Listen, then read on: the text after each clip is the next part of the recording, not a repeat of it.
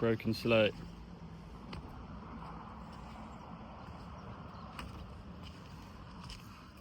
There was the ends of them things were quite dirty. See, off them. If it does it again, this is quite an easy fix, isn't it? Yeah, there you go.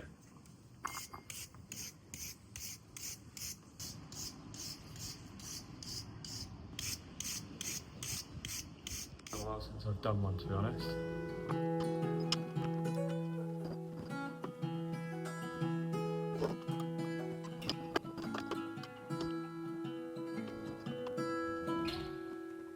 What we'll have is just lead there, supported by this, and then we'll have two slates coming up and around, cut in nicely in and around it, which I will show you in a minute.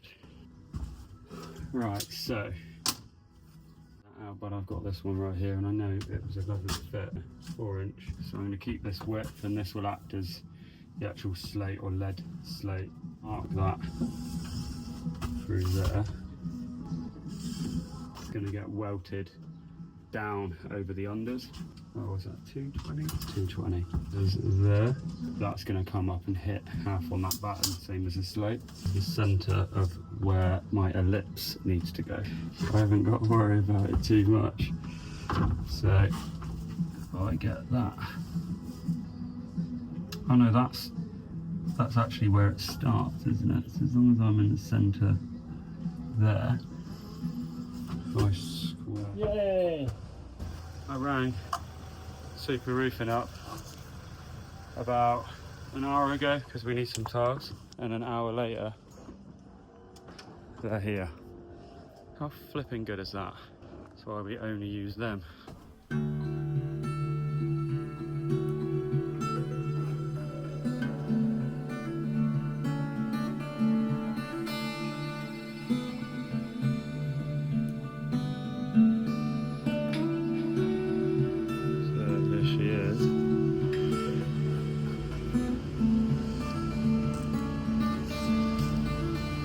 So the idea is that there's holes cutting through there, ventilate through those holes, and then that just covers it.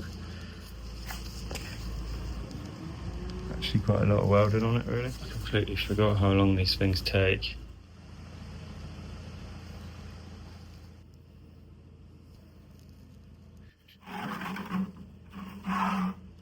Yeah, all done.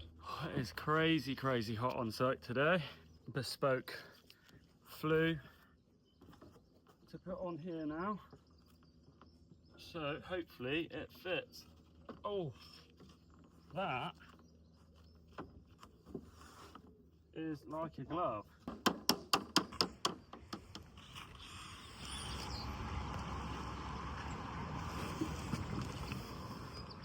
We've managed to get 2 of the hips and the mitre to the ridge in, and it's just been so hot, it's been an absolute fight.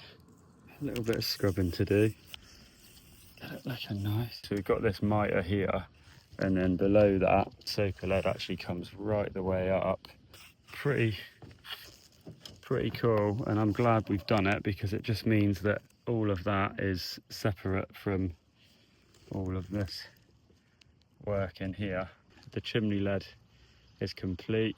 Yeah, we're getting there now. There was a lot of fiddling about on this roof slate there that I've just noticed, with a loose nail below perforates the slate itself. So we've actually found quite a few of them, and it's these little galvanized nails. Look at these perps. They are absolutely all over the place. There's actually minimal lap as well on these slates. I think the remainder of the roof is actually a lot better because it probably wasn't done, apart from this broken slate, but that's a given. These bonds are just so much better, whereas I think what's happened is whoever did the internal work did a load of repairs on the hips, basically the equivalent of what we are actually doing now, probably about 10 years ago. And we're back doing all of the bits that they did wrong. The original roof is still remaining. There's the chimney. I've had to work with what I had there, and then I've had to refix all of those toppers. Every single one was like this, Just absolutely no purchase, and if it wasn't mortar bedded, it just would have been shatter central. So yeah, I think Spud's been over here repairing some of these, and it's just an absolute mess. It really just isn't very fun. Try and fix up what, you know, as best we can along there. But yeah, that's what was on here, and genuinely you can just lift them off. It is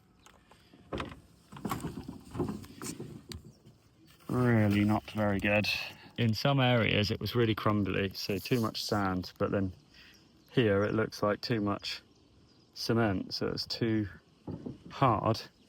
And what's ended up happening is all of this is then cracked, and all of these tiny little sausages have just started to fall away, delaminated from the back side of these concrete tiles. I mean, that's like the cleanest, it's like new. Different story with these. Good luck getting those off. So this roof is absolutely all over the place. It's been a bit of a tricky one to try and get everything in line and straight, to be honest. There's the mitre. In all her glory. This was the first bit that we did, so I've been able to clean that really a lot better. But this side is still a tad wet, so I've cleaned all of our edges, but I will be giving it a good scrub then.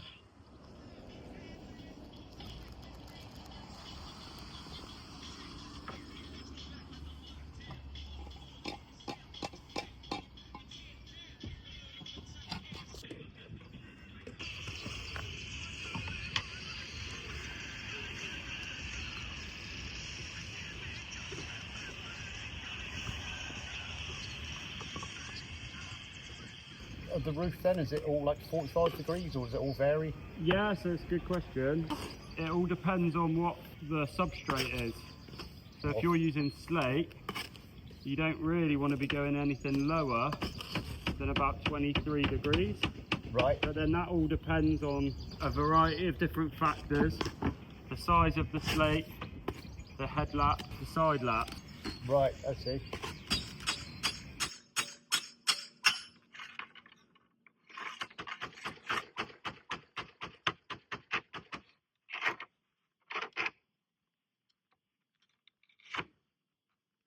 Need that tingle anymore now.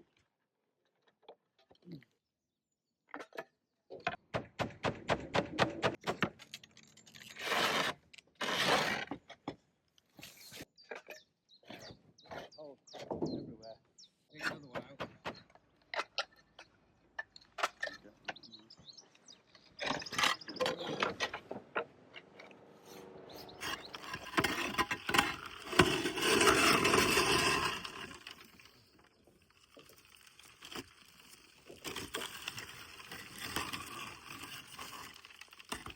It's not taking much to get this off here.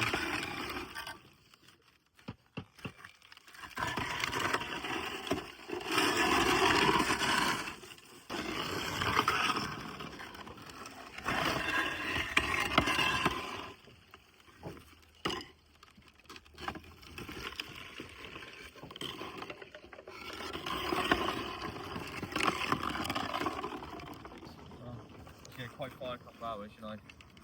Yeah.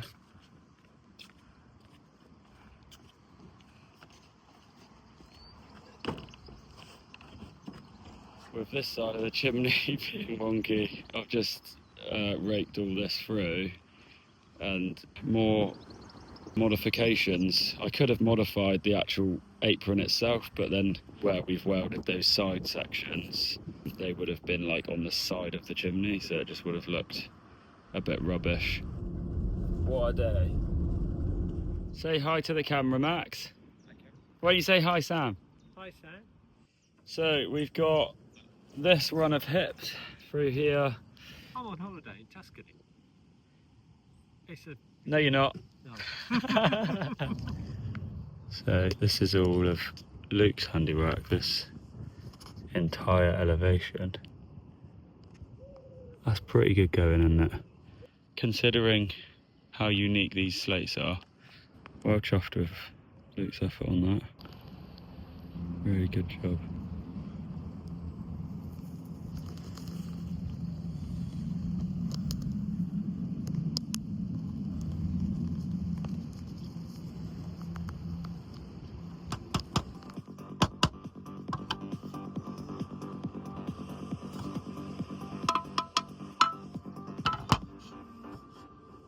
Bird of prey up there. He is. He's having a bit of a glide now.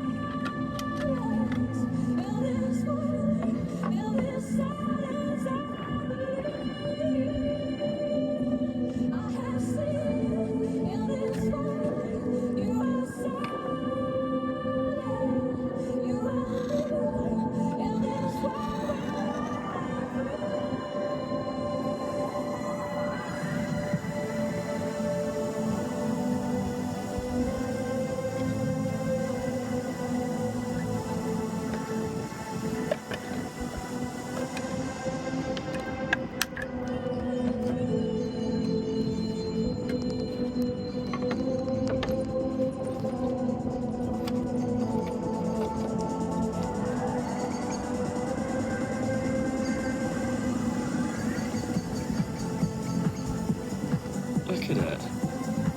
So lucky. And then, look at that. Oh, Moonison's out to join us too.